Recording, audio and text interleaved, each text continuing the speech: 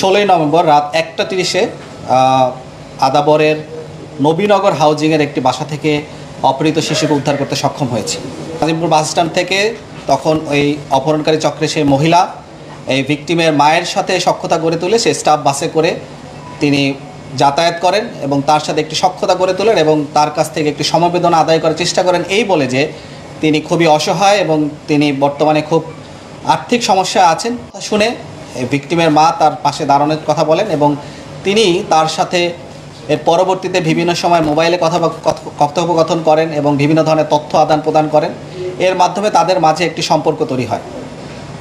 এই সম্পর্কের ধারাবাহিকতায় গত সপ্তাহের বৃহস্পতিবারে বিকালবেলা মূলত এই যে অপহরণকারী চক্রের একজন সদস্য মহিলা শাপলা তিনি তাদের 2 রুমের বাসায় একটি বাসায় তিনি 8,000 টাকা বাসা ভাড়া নিয়ে থাকবেন এবং তাদের সাথে একসাথে থাকবেন বলে একটি চুক্তিবদ্ধ হন। পরবর্তীতে যখন এই অপহরণকারী চক্রের যে মহিলা তিনি সংক্ষেপে তাদের বাসায় সেই রাত্রে থাকেন, কিন্তু সেই রাতে ওই বাসাতে যে ভিকটিম তার মায়ের একজন সম্পর্কের দুলাভাইয়ের সাথে তারা সেই রাতে তাদের এই অপহরণকারী যে পরিকল্পনা সেটা সফলকাম করতে পারেনি। কিন্তু তারপরও তাদের দেওয়া তথ্য মতে, ভিকটিমের মায়ের দেওয়া তথ্য মতে এবং যে অপহরণকারী চক্রের যে সদস্য মহিলাকে আমরা আটক করেছি তার দেওয়া তথ্য মতে তিনি রাতের বেলা সেখানে তাদেরকে সবাইকে ঘুমের ওষুধ এবং চেতনানাশক ওষুধ খাওয়ান এবং যখন পরবর্তী দিন সকালবেলা ওই বাসাতে ভিকটিমের মায়ের সাথে তার দুলাভাই এবং তার মা পরবর্তী দিন সকালবেলা বরিশালে যাওয়ার জন্য সকাল 6:30টায় যখন বেরিয়ে যান, তখন এই ভিকটিম এবং তার মেয়ে শুধুমাত্র সেই বাসাতে ছিলেন এবং যখন ছিলেন তখন এরপরের সকাল 10টার দিকে যে অপহরণকারী চক্রের যে মহিলার কথা আমি বলছি যে শাপলা, তিনি তার সহযোগী 3 জন তার চাচাতো ভাই পরিচয় এবং গ্রাম থেকে কিছু চাল নিয়ে আসবে এই কথা বলে 3 জন ছেলেকে সেই বাসায় নিয়ে আসেন এবং দরজা খুলে তাদেরকে ভিতরে প্রবেশ করান। অপহরণকারী চক্রের যে নারী সদস্য তার দেওয়া তথ্য মতে তাদের নাম হচ্ছে সুমন, রায়হান এবং হাসান।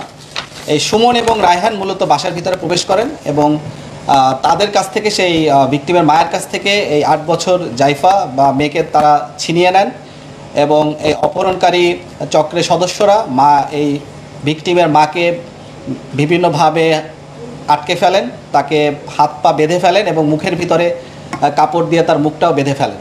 যখন তাদেরকে মেয়েটাকে তার বাসা থেকে নিয়ে যাওয়া হয়, সেই বাসায় কিন্তু বাসা থেকে প্রায় 1,70,000 টাকা, 6 থেকে 7 ভরি স্বর্ণ এবং বেশ কিছু দামি ঘড়ি সেখান থেকে নিয়ে যাওয়া হয়।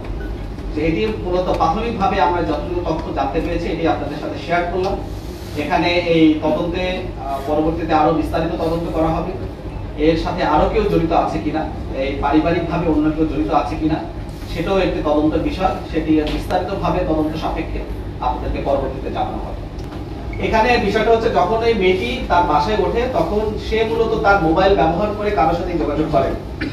এই ভিকটিম যে মেয়ে তার মাকে এবং তার বাসার সবাইকে সম্ভবত তারা ঘুমের কিছু চেতনানাশক ওষুধ খাওয়াইয়ে তাদেরকে এমন একটা ট্রমার মধ্যে নিয়ে আসে যে বাসায় গিয়ে যে ভিকটিমের যে দুটো মোবাইল ছিল তার ব্যক্তিগত, সেগুলির মাধ্যমে সে মূলত অপহরণকারী দলের সাথে যোগাযোগ রক্ষা করে এবং তারা ব্যক্তিগতভাবে কোনো মোবাইল তারা ব্যবহার করে।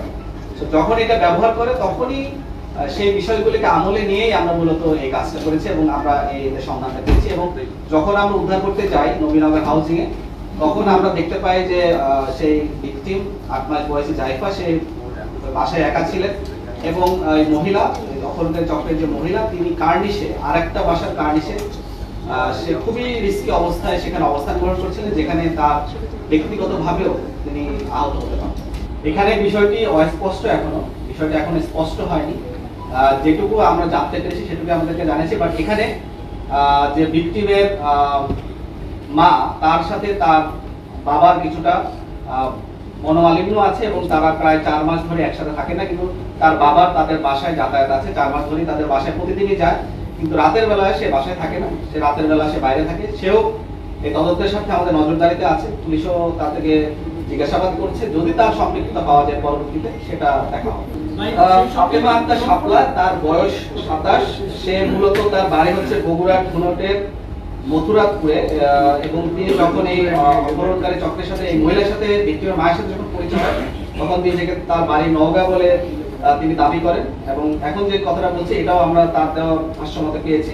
তিনি মূলত গোপালপুর থেকে বগুড়া গোপালপুর থেকে 2012 সালে এসএসসি পাস করেন এবং লালমাটিয়া মহিলা কলেজ থেকে 2014 সালে এইচএসসি পাস করেন। পরবর্তীতে সেখানে তিনি মার্কেটিং এ পড়ছিলেন এবং সেকেন্ড সেমিস্টার পর্যন্ত সেখানে কমপ্লিট করেন। পরবর্তীতে তিনি আর তার লেখাপড়া কন্টিনিউ করেননি এবং তিনি তার মা এবং ছোট বোনের সাথে এই বাসাতে অবস্থান করছিলেন।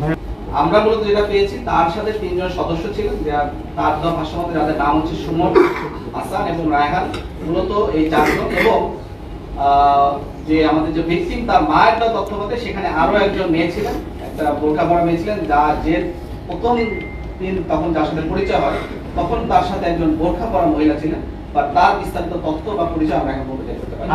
অপহরণ করে তার কাছ থেকে মুক্তবান হিসেবে টাকা আদায় করে তাদের উদ্দেশ্য ছিল।